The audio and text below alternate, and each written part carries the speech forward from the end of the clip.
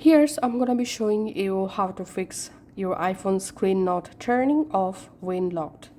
So let's try to lock our phone. And as you can see, my phone is locked, but my screen is not turning off.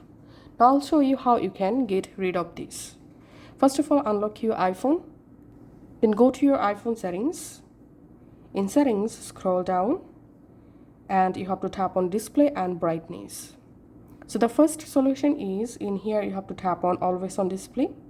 If you see always on display is turned on, then your iPhone screen will not turn off when your iPhone is locked. So you must need to disable always on display.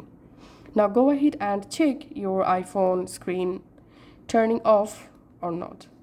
And here's another way you can check. You can just come to display and brightness once more time. And this time you have to tap on auto lock.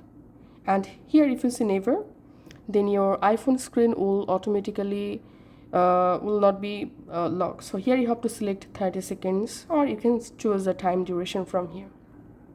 So that's how you can actually fix your iPhone screen not turning off when locked. Thanks for watching.